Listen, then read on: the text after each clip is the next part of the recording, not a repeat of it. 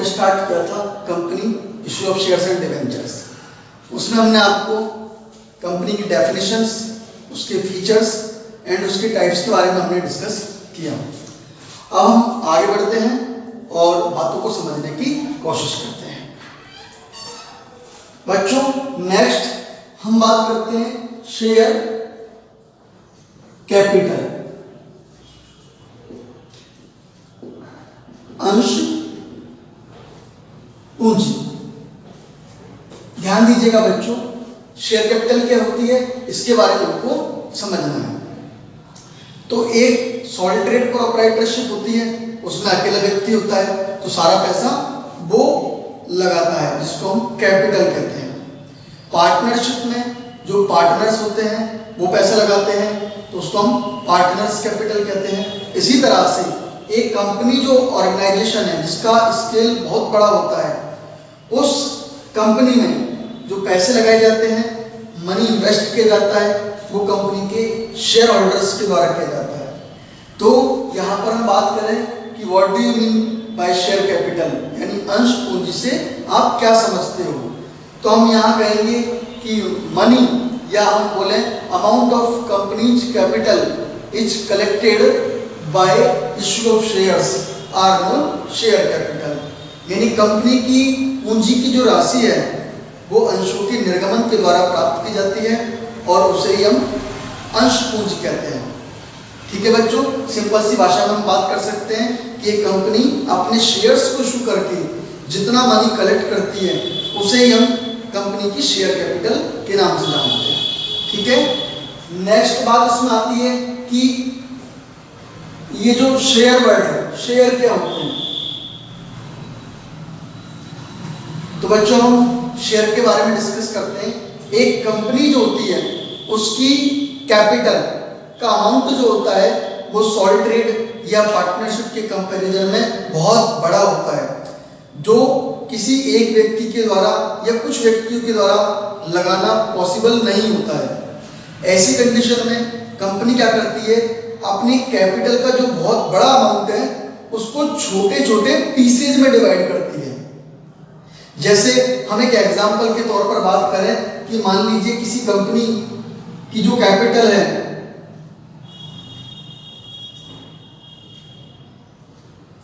वो 10 करोड़ है, 10 करोड़ रुपए की एक कंपनी की कैपिटल है। अब इतना बड़ा अमाउंट एक व्यक्ति या कुछ व्यक्ति के द्वारा लगाना आसानी से पॉसिबल नहीं होता है। तो कंपनी ने क्या किया, इस पूरे अमाउंट के टुकड़े कर दिए। कैसे टुकड़े कर दिए, मान लीजिए इसको हम डिवाइड कर दें और इसके 1000 रुपए के 1 लाख 1000 रुपए के 1 लाख टुकड़े कर दिए जाए, शेयर कर दिए जाए। ठीक है, तो ये जो 100 रुपए के हमने टुकड़े किए हैं, ये 100 रुपए के टुकड़े क्या कहलाएंगे, शेयर कहलाएंगे। और वैसे ही बच्चों शेयर का हिंदी में जो मीनिंग होता है वो होता है अंश, या हम बात करें हिस्सा। तो कंपनी की बड़ी कैपिटल का छोटा सा हिस्सा क्या कहलाता है, शेयर कहलाता है। इसको हम डेफिनेशन के फॉर्म में अगर देना चाहें तो हम कह सकते हैं कि the amount of company's capital is divided into small small pieces, each piece are known share. यानी कंपनी की पूंजी छोटे छोटे टुकड़ों में बटी होती है और प्रत्येक टुकड़ा क्या कहलाता है, शेयर कहलाता है। ठीक है बच्चों, ध्यान समझिए इस बात को। मैंने आपको एग्जांपल दिया, 10 करोड़ रुपए की कैपिटल है, उसके हमने 1 लाख टुकड़े किए 1,000 रुपए के। अब यदि कंपनी किसी व्यक्ति से यहाँ कहे कि आप 1,000 रुपए का इन्वेस्ट कीजिए, तो मैं समझता हूं कि व्यक्ति कुछ हद तक आसानी से 1000 रुपीज का इन्वेस्टमेंट कर सकता है। बट अगर हम किसी से ये बोले कि आप 10 करोड़ रुपए लगा दीजिए या 1 करोड़ रुपए लगा दीजिए, 5 करोड़ रुपए लगा दीजिए, तो कहीं ना कहीं उसको इन्वेस्टमेंट करने में थोड़ी सी मुश्किल होगी। ठीक है, इसीलिए कंपनी की बड़े अमाउंट को कलेक्ट करने के लिए शेयर्स की आवश्यकता होती है। तो आपको समझ में आ गया होगा कि हम शेयर किसे कहते हैं। अब बच्चों हम कंपनी की शेयर कैपिटल और कंपनी के शेयर दोनों के बारे में, जो उनके टाइप्स हैं, उनके जो प्रकार हैं, उनको हम डिस्कस करेंगे। तो ध्यान से समझिएगा, बोर्ड एग्जाम के अकॉर्डिंग भी ये टॉपिक इंपॉर्टेंस रखता है। तो पहले हम बात करते हैं शेयर की और शेयर के टाइप्स की। तो ध्यान दीजिएगा बच्चों, शेयर यानी कि अंश। शेयर जो होते हैं वो मेरे प्यारे बच्चों मेनली 2 कैटेगरी के होते हैं, मुख्य रूप से 2 प्रकार के होते हैं हमारे। एक होते हैं इक्विटी शेयर्स, जिनको हम बोलेंगे समता अंश, और दूसरे होते हैं हमारे प्रेफरेंस शेयर्स।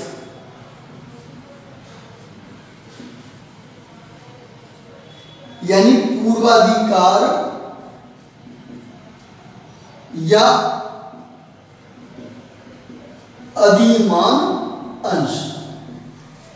ठीक है बच्चों, ध्यान समझिएगा। तो हमारी कंपनी के जो शेयर्स हैं वो 2 कैटेगरी के होते हैं, इक्विटी शेयर्स और प्रेफरेंस शेयर्स। पहले हम बात करें इक्विटी शेयर्स की, तो इनके बारे में आपको ध्यान समझना है कुछ इंपॉर्टेंट बातें। इक्विटी शेयर्स क्या होते हैं? तो बच्चों मेनली ये इक्विटी शेयर्स वो शेयर होते हैं जिनके जो होल्डर होते हैं, जिनके जो धारक होते हैं, वो कंपनी के मूल मालिक कहलाते हैं, ओरिजिनल ओनर कहलाते हैं। और प्यारे बच्चों, इस बात का भी आपको ध्यान रखना चाहिए कि एक कंपनी में इक्विटी शेयर्स का होना जरूरी होता है, यानी उस कंपनी में इक्विटी शेयर्स तो होते ही होते हैं। ठीक है, दूसरे हमारे आते हैं प्रेफरेंस शेयर्स या पूर्वाधिकार अंश या अधिमान अंश। तो ध्यान दीजिएगा बच्चों, इनके वर्ड, इनके नेम से हमको समझ में आ रहा है प्रेफरेंस। प्रेफरेंस यानी पूर्वाधिकार, मतलब किसी और की तुलना में पहले मिलने वाला अधिकार, या अधिमान यानी जिनका मान सम्मान दूसरे की तुलना में ज्यादा हो, तो वो अधिमान कहलाते हैं। यहां हम दूसरा यानी कि किससे कंपेयर करने वाले हैं? तो हम इन शेयर्स को कंपेयर करने वाले हैं इक्विटी शेयर्स से, यानी समता अंशों से। तो बच्चों ये जो पूर्वाधिकार अंश होते हैं, समता अंश सॉरी अधिमान अंश होते हैं, इन अंशों के धारकों को यानी इनके जो मालिक होते हैं, उन मालिकों को इनकी तुलना में 2 प्रेफरेंशियल राइट होते हैं, 2 पूर्वाधिकार होते हैं, इसीलिए इनको पूर्वाधिकार अंश कहा जाता है। अब ये 2 पूर्वाधिकार अंश कौन कौन से होते हैं तो हमको समझना है। पहला होता है हमारा लाभांश प्राप्ति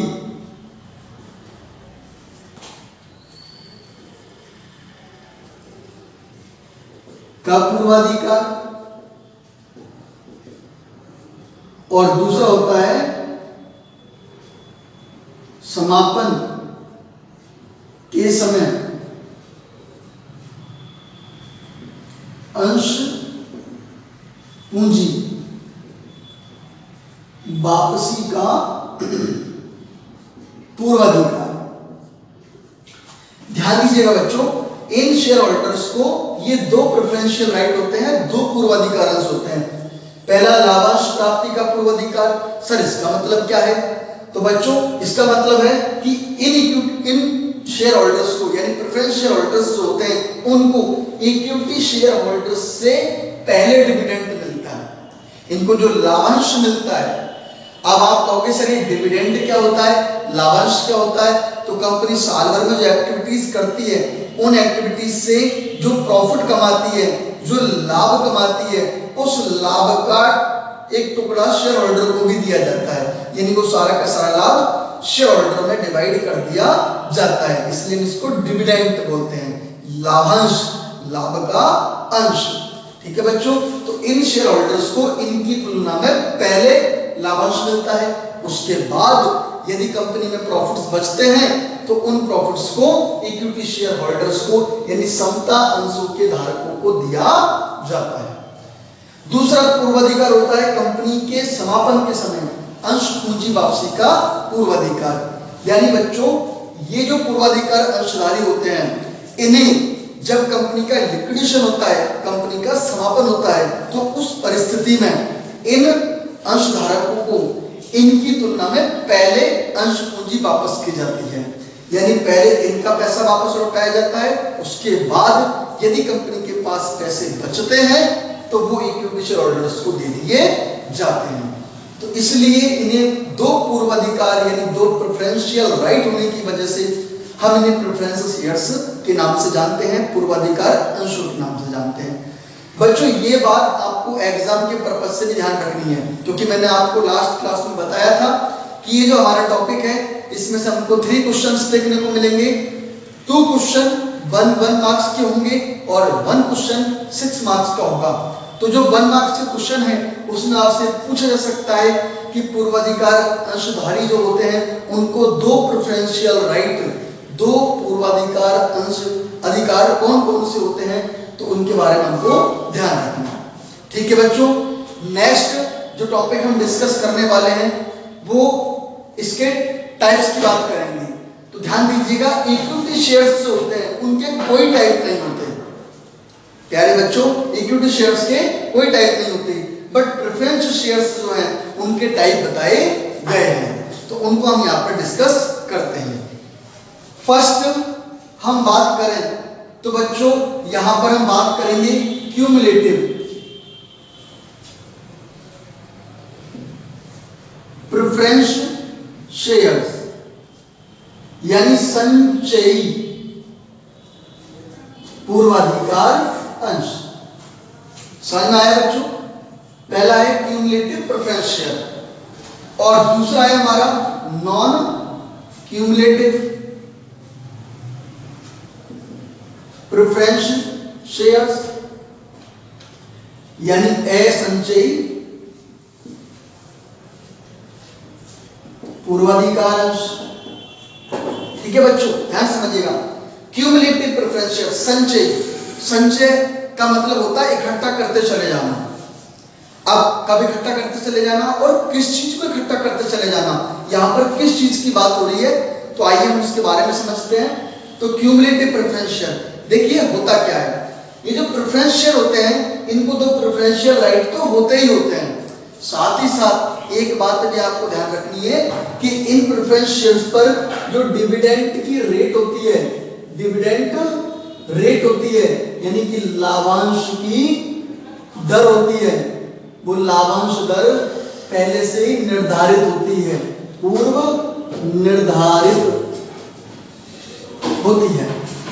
पूर्वाधिकार अंशों पर पहले से ही कंपनी के द्वारा फिक्स कर दिया जाता है कि उनके ऊपर कितनी परसेंट से डिविडेंड दिया जाएगा।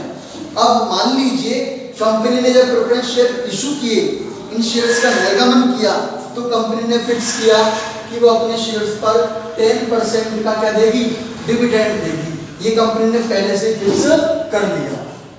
ठीक है, अब कंपनी पूरी साल भर एक्टिविटीज करती है, अपने बिजनेस को ऑपरेट करती है, चलाती है, और ईयर के एंड में जब कंपनी अपने फाइनेंशियल स्टेटमेंट बनाती है, अंतिम खाते बनाती है, तो उनसे अपने प्रॉफिट लॉस की कैलकुलेशन करती है। तो कंपनी ने जब प्रॉफिट की कैलकुलेशन की तो उसने पाया कि कंपनी के पास जो टोटल प्रॉफिट्स हुए हैं वो टोटल प्रॉफिट्स केवल इतने हुए हैं, केवल इतने हुए हैं कि वो अपने शेयर होल्डर्स को केवल 7% तक ही डिविडेंड दे सकती है। अब कंपनी ने पहले से फिक्स किया था कि आपको 10% डिविडेंड दिया जाएगा, बट कंपनी के पास प्रॉफिट सफिशिएंट नहीं है, कंपनी के पास प्रॉफिट्स केवल इतने हैं कि वो 7% डिविडेंड दे सकती है। तो अब क्या किया जाएगा, ये 3% का जो बकाया डिविडेंड है, बकाया लाभांश रह गया, उसका क्या किया जाएगा, तो इसको लेकर के हमको समझना है। तो ध्यान दीजिएगा बच्चों, कंपनी के पास 7% तक के प्रॉफिट्स तो हैं, तो इतना डिविडेंड तो कंपनी डिस्ट्रीब्यूट कर देगी, बट 3% की कमी रह गई, क्योंकि कंपनी के पास प्रॉफिट्स है ही नहीं, तो वो कहां से पे कर सकेगी। तो जो ये 3% की कमी रह गई, इसको लेकर के अब ये दो टाइप क्रिएट होते हैं। अगर कंपनी ने ये शेयर्स इशू करते टाइम ये प्रोविजन किया हुआ है, ये प्रावधान किया हुआ है कि यदि किसी भी वर्ष अगर लाभांश बकाया रहता है और उस लाभांश का भुगतान कंपनी आगामी वर्षों में जब भी कभी कंपनी को मोर देन सफिशिएंट प्रॉफिट्स होंगे, यानी कि ज्यादा प्रॉफिट्स होंगे, तो उस पिछले वर्षों या पिछले वर्ष के बकाया लाभांश का भुगतान कंपनी यदि भविष्य में करने की गारंटी देती है तो उन्हें कहते हैं हम क्यूमुलेटिव प्रेफरेंस शेयर, संचयी पूर्वाधिकार अंश। यानी इन अंशों पर जो बकाया लाभांश होता है वो संचय होता चला जाता है, इकट्ठा चला होता जाता है, और जब भी भविष्य में कंपनी को मोर देन सफिशिएंट प्रॉफिट्स होते हैं, ज्यादा प्रॉफिट्स होते हैं, तो कंपनी अपने उन एक्सेस प्रॉफिट्स में से, ज्यादा प्रॉफिट्स में से प्रीवियस ईयर्स का जो बकाया लाभांश होता है उसको पेड ऑफ कर देती है। तो अगर हम इसकी डेफिनेशन देना चाहें तो किस रूप में देंगे? तो प्यारे बच्चों ध्यान दीजिएगा, संचयी पूर्वाधिकार अंश वे अंश होते हैं जिनके धारकों को अपने अंशों पर बकाया लाभांश की राशि आगामी वर्षों में प्राप्त करने का अधिकार होता है। Cumulative preference shares are those shares which shareholders have a right of area of dividend in future। समझ में आया बच्चों? दूसरा है हमारा नॉन क्यूमुलेटिव प्रेफरेंस शेयर यानी असंचयी पूर्वाधिकार अंश। अब इसमें देखिए कंपनी ने पहले डिसाइड किया 10% डिविडेंड देगी, बट कंपनी को प्रॉफिट्स हुए केवल इतने कि वो 7% तक ही दे सकती है, तो 3% का रह गया डिविडेंड बकाया। अब अगर इस डिविडेंड का भविष्य में पेमेंट करने से कंपनी कोई गारंटी नहीं देती, कंपनी ऐसा कोई प्रोविजन नहीं करती कि यदि किसी वर्ष में डिविडेंड कम रह जाते हैं तो हम उनका फ्यूचर में पेमेंट करेंगे, ऐसी कोई गारंटी कंपनी के द्वारा नहीं दी गई है। और जब कंपनी ने कोई गारंटी नहीं दी तो शेयर होल्डर्स को अपने पिछले वर्षों के बकाया लाभांश को प्राप्त करने का अधिकार भविष्य में होगा भी नहीं। तो ऐसे अंशों को कहा जाएगा असंचयी पूर्वाधिकार अंश। यानी कि बच्चों वे पूर्वाधिकार अंश जिनके धारकों को अपने अंशों पर बकाया लाभांश की राशि भविष्य में प्राप्त करने का अधिकार नहीं होता है, उन्हें हम कहते हैं असंचयी पूर्वाधिकार अंश। ठीक है बच्चों, ध्यान समझिएगा सारी बातों को। थर्ड हमारा जो आता है वो है हमारी पार्टिसिपेटिंग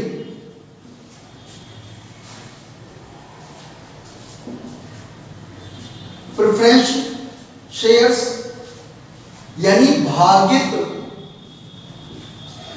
पूर्वाधिकार अंश, और दूसरे होते हैं हमारे नॉन पार्टिसिपेटिंग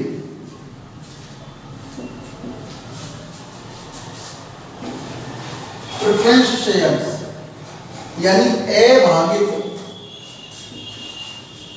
पूर्वाधिकार अंश। अब बच्चों इनको समझते हैं।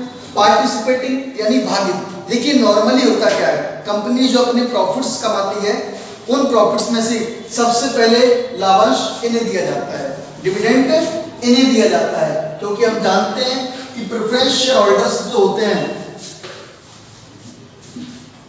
उन्हें लाभांश प्राप्ति का क्या होता है, पूर्वाधिकार होता है। तो कंपनी ने जो टोटल प्रॉफिट्स कमाए उनमें सबसे पहले इन्हें लाभांश दिया जाता है एक फिक्स्ड रेट से। डिविडेंड रेट क्या होती है इनकी, डिविडेंड रेट फिक्स होती है, प्री फिक्स्ड, पहले से ही निर्धारित होती है, तो उस दर से इनको लाभांश दे दिया जाता है। उसके बाद जो प्रॉफिट्स कंपनी के पास में बचते हैं उन प्रॉफिट्स को कंपनी इक्विटी शेयर होल्डर्स के बीच में डिस्ट्रीब्यूट करती है, जिसके लिए कंपनी हर वर्ष लाभांश की दर घोषित करती है। ठीक है बच्चों, तो अब समझिए इस बात को।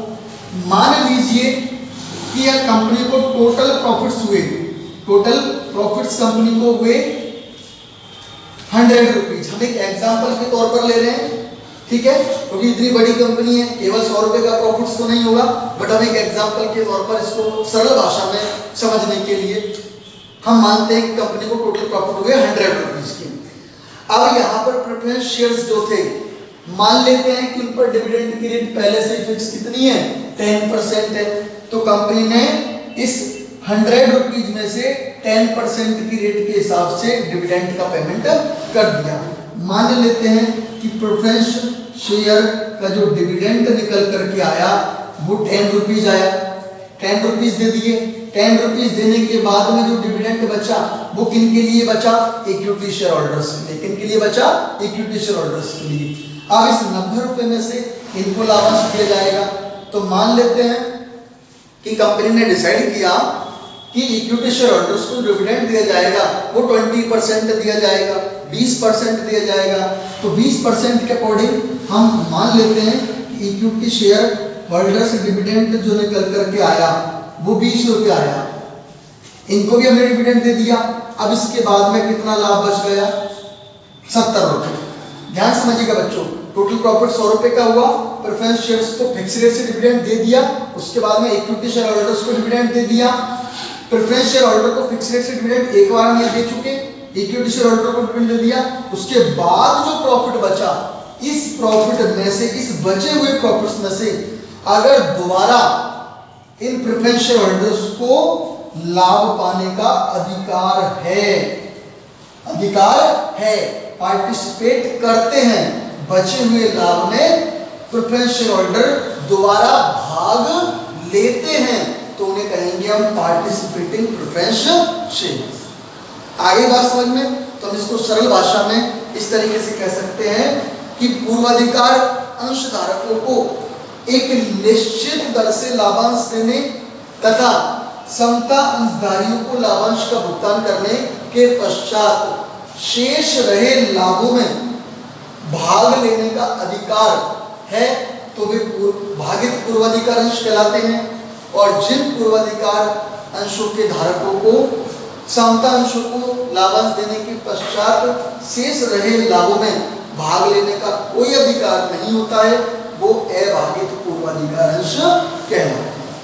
समझ में आ गया होगा आपको? ठीक है, सिंपल सी बात है, कोई बड़ी बात नहीं है। खुद को फिक्स रेट से दिया, इक्विटी को दिया, उसके बाद जो बचा उस बचे हुए में, अब नॉर्मली आप कहोगे कि सर ये बचा किन के लिए बचता है, तो बेटा ध्यान रखना ये जो बचा हुआ प्रॉफिट होता है वो नॉर्मली इक्विटी शेयर होल्डर्स के लिए ही होता है। जो कंपनी का जब डिसोल्यूशन होता है, समापन होता है, तो ये एट लास्ट उन्हीं में जाकर के बांटा जाता है। लेकिन अगर इसमें इन्हें भी प्रेफरेंस शेयर्स को भी भाग लेने का अधिकार है तो ये भागित कहलाएंगे, और इन्हें भाग लेने का कोई अधिकार नहीं है तो ये अभागित कहलाएंगे।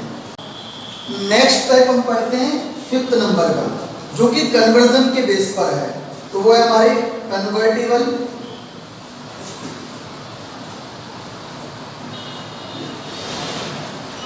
प्रेफरेंस शेयर्स, और अगले हमारे नॉन कन्वर्टिबल प्रेफरेंस शेयर्स, यानी कि परिवर्तनशील पूर्वाधिकार अंश, और दूसरे हमारे अपरिवर्तनशील पूर्वाधिकार अंश।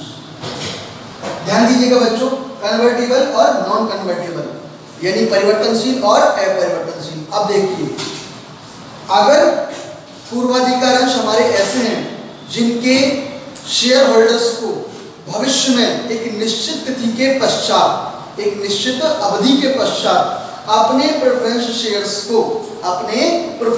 को समता अंशों में बदलने का अधिकार है, या हम कह सकते हैं कि वे पूर्वाधिकार अंश जिन्हें एक निश्चित समय के पश्चात समता अंशों में परिवर्तित किया जा सकता है, तो वो कहलाएंगे हमारे कन्वर्टिबल प्रेफरेंस शेयर, परिवर्तनशील पूर्वाधिकार अंश।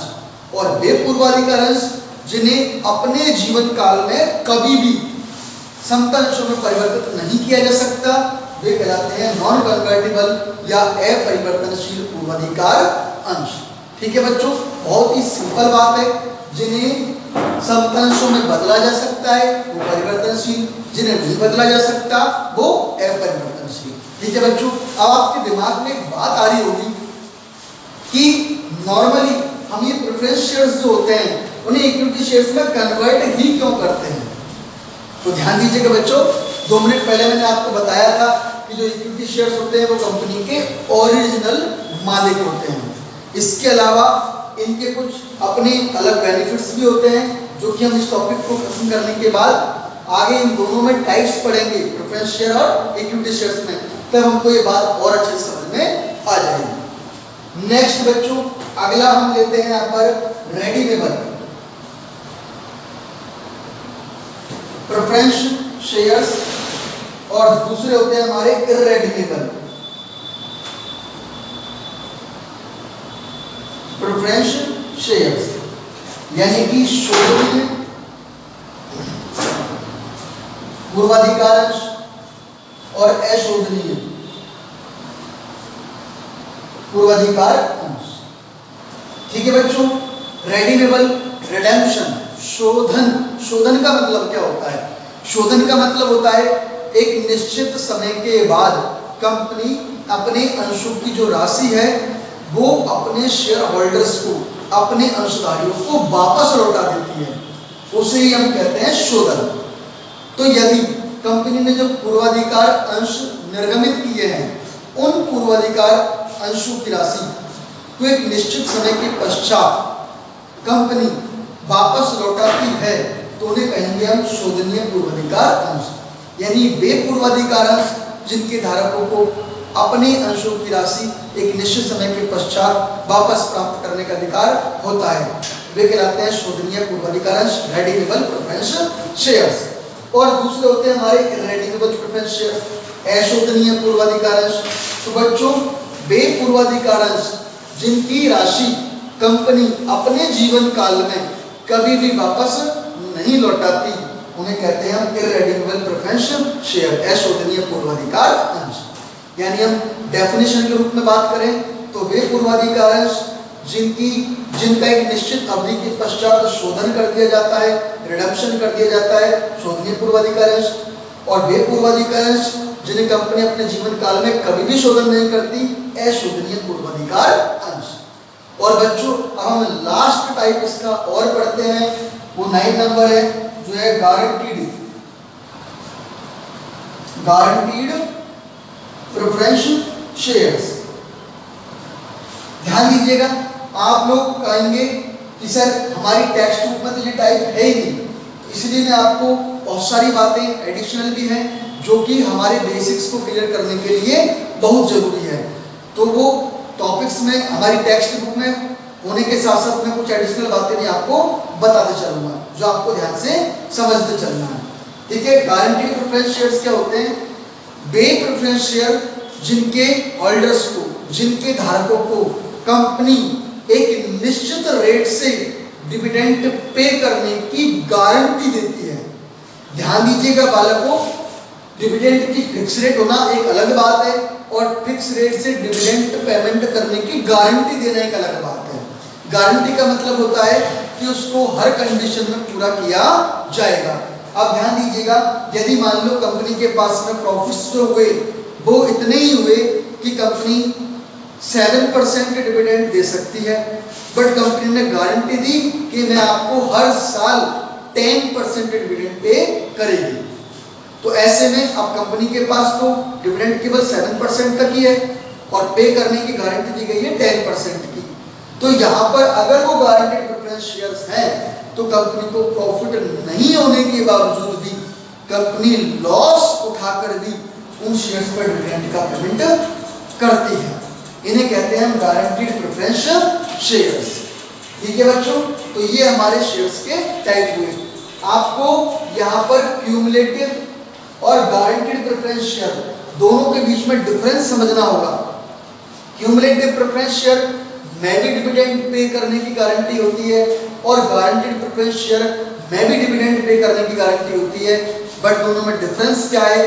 क्यूमुलेटिव प्रेफरेंस शेयर्स को ये कहते हैं कि भैया आपका जो बकाया लाभांश है वो हम देंगे, बट कब देंगे? जब हमारे पास एक्स्ट्रा प्रॉफिट्स होंगे तब देंगे। लेकिन गारंटीड प्रेफरेंस शेयर्स जो होते हैं, गारंटीड प्रेफरेंस शेयर्स में कहा जाता है कि भैया आपका जो बकाया लाभांश है हम देंगे और हम इसी वर्ष देंगे, चाहे हमको उसके लिए लॉस ही क्यों ना उठाना पड़ जाए। इस तरह बच्चों ये हमारे प्रेफरेंस शेयर्स के 9 टाइप्स हुए। इनकी डेफिनेशंस को भी आपको समझना है, बहुत ही कंसेप्चुअल बातें हैं सारी। आप बिल्कुल रिलैक्स मूड में इनको एक एक करके धीरे धीरे समझने की कोशिश करेंगे तो सारी बातें हमको समझ में आ जाएंगी। आपको अकाउंटेंसी में रटने की कोई जरूरत नहीं है, सब बातों को कंसेप्ट से हमको समझते हुए चलना है। ठीक है, जब हम एक दो बार रिवीजन कर लेते हैं तो सारी बातें हमें ऑटोमेटिकली याद भी हो जाती है और फिर हम उनकी बहुत बेहतरीन डेफिनेशन भी आराम से लिख पाते हैं। तो आपको सही बातों को समझते हुए पढ़ना है और आगे बढ़ना है। ठीक है बच्चों, ये हमारे इनके टाइप्स हैं। देखिए बच्चों, कुछ बच्चे सोच रहे होंगे कि सर ये थ्योरेटिकल बातें जो है वो तो हमारी टेक्स्ट बुक में भी काफी सारी लिखी हुई है, तो क्यों ना आप सीधा प्रैक्टिकल स्टार्ट कर दें। थ्योरेटिकल तो हम खुद भी पढ़ सकते हैं। ध्यान दीजिएगा बच्चों, मैंने आपको स्टार्टिंग में भी बताया था कि ये चैप्टर जो है उसमें हमारे जो क्वेश्चंस आएंगे उनमें कुछ पोर्शन थ्योरेटिकल का भी है और प्रैक्टिकल का भी है। और जब तक हम थ्योरेटिकल बातों को बहुत अच्छे से नहीं समझेंगे, कहीं ना कहीं प्रैक्टिकल के लिए हम अपना बैकग्राउंड भी तैयार नहीं कर सकते। ठीक है, इसलिए आपको मैं सारी बातें बिल्कुल जीरो बेस से समझाने का पूरा प्रयास कर रहा हूँ। बस आपको साथ बने रहना है और समझते चलना है। ठीक है बच्चों, ध्यान दीजिएगा। नेक्स्ट बात हम करते हैं प्रेफरेंस शेयर और इक्विटी शेयर, दोनों के बीच में डिफरेंसेस की।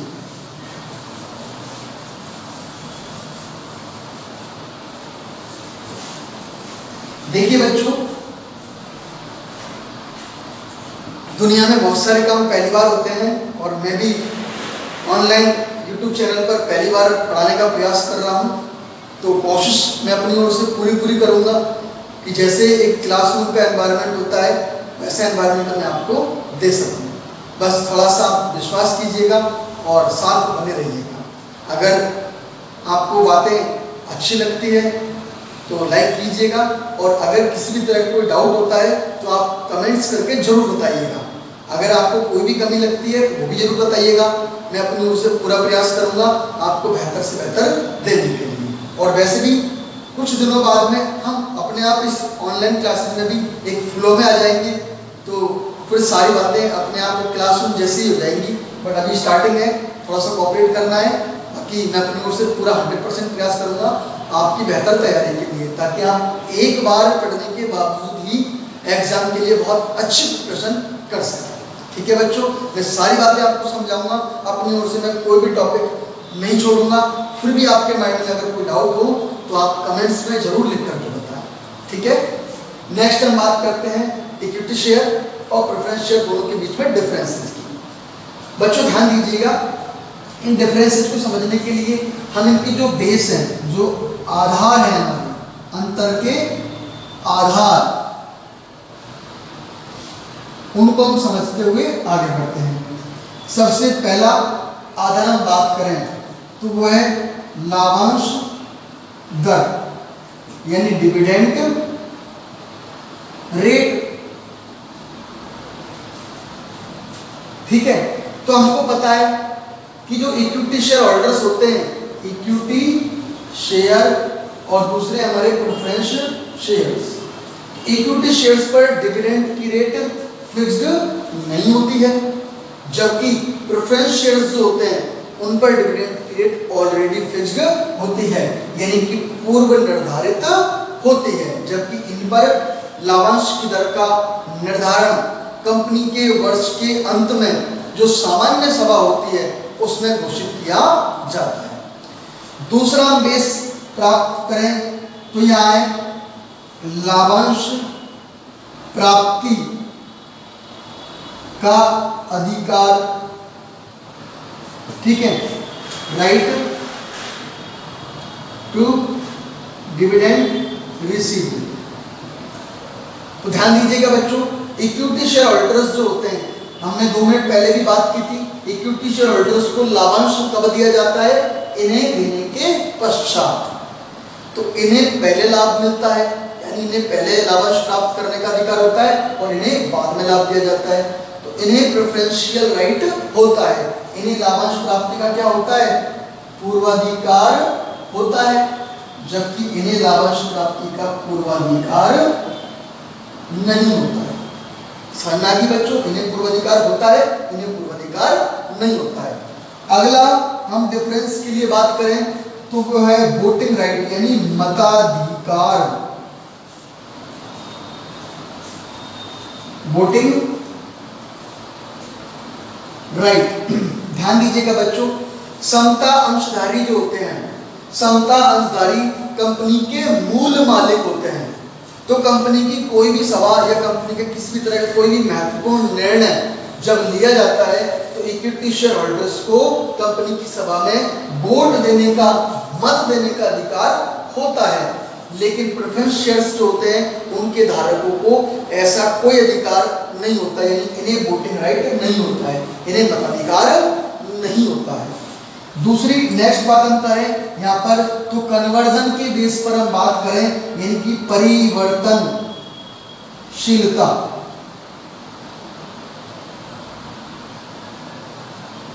तो ध्यान दीजिएगा बच्चों, जो हमारे इक्विटी शेयर्स होते हैं, समता अंश होते हैं, ये समता अंशों को हम कभी भी पूर्वाधिकार अंशों में परिवर्तित तो नहीं करते।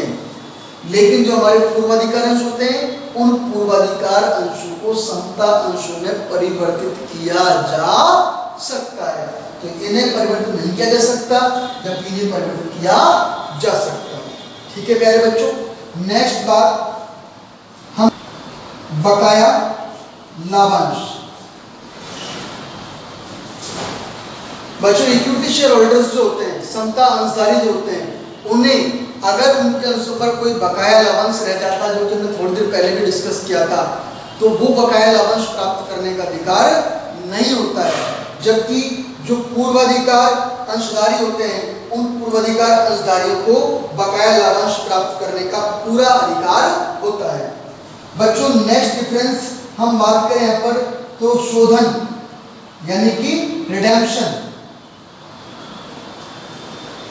तो ध्यान दीजिएगा बच्चों, इक्विटी शेयर्स जो होते हैं उनका कंपनी अपने जीवन काल में कभी भी शोधन नहीं करती, यानी इक्विटी शेयर्स का पैसा कंपनी अपने जीवन काल में कभी भी नहीं लौटाती। जबकि प्रेफरेंस शेयर्स जो होते हैं, पूर्वाधिकार जो होते हैं, उनका पैसा एक निश्चित तिथि के पश्चात कंपनी को लौटाना पड़ता है। और एक बात का और ध्यान दीजिएगा, हमारे इंडिया में कंपनी एक्ट के अकॉर्डिंग कोई भी कंपनी अशोधनीय पूर्वाधिकार अंश यानी इररेडीमेबल प्रेफरेंस शेयर जारी नहीं कर सकती। और दूसरी महत्वपूर्ण बात, कोई भी कंपनी हमारे भारत में जो पूर्वाधिकार अंशों का निर्गमन करती है, वो अधिकतम 20 वर्षों के लिए कर सकती है। यानी एक कंपनी को अधिकतम 20 वर्षों के अंतर्गत अपनी जो पूर्वाधिकार अंश होते हैं उनका शोधन करना ही होता है। ठीक है बच्चों, एक डिफरेंस हम और डिस्कस कर सकते हैं यहाँ पर, जैसे लाभांश प्राप्ति का अधिकार था, उसी तरीके से पूर्वाधिकार अंशों को एक दूसरा पूर्वाधिकार और था, पूंजी वापसी का। तो उसके आधार पर भी हम यह बात कर सकते हैं, पूंजी वापसी का अधिकार। ठीक है, तो इक्विटी शेयर होल्डर्स को पूंजी वापसी का पूर्वाधिकार नहीं होता है, जबकि प्रेफरेंस शेयर्स को पूंजी वापसी का पूर्वाधिकार होता है। यानी जब कंपनी का समापन होता है तो पहले इनकी पूंजी वापस की जाती है, इनकी पूंजी लौटाई जाती है। उसके पश्चात यदि कंपनी के पास फंड बचता है, पैसे बचते हैं, तो कंपनी इनकी पूंजी वापस लौटाती है। ठीक है बच्चों, तो आज की क्लास में हमने कंपनी के शेयर्स के बारे में और उनके टाइप्स के बारे में डिस्कस किया था। नेक्स्ट क्लास में हम कंपनी की जो शेयर कैपिटल है, उस शेयर कैपिटल के डिवीजन करेंगे, उसका बंटवारा करेंगे, उसकी टाइप्स के बारे में हम डिस्कस करेंगे, ताकि हम कंपनी की बैलेंस शीट के जो फॉर्मेट है उसको बेहतरीन तरीके से समझ सकें, ताकि इससे अगला वाला जो चैप्टर हमारा, जिसमें हमको 4 मार्क्स का एक क्वेश्चन एग्जाम में मिलेगा, उसकी तैयारी भी हम बेहतर तरीके से कर सकें। तो यहाँ तक की बातें उम्मीद करता हूँ आपको समझ में आ गई होंगी। यदि किसी भी तरह का कोई डाउट है तो आप नीचे कमेंट्स बॉक्स में लिख करके जरूर बताएं। बच्चों, कल की क्लास में हम फिर मिलेंगे। Thank you.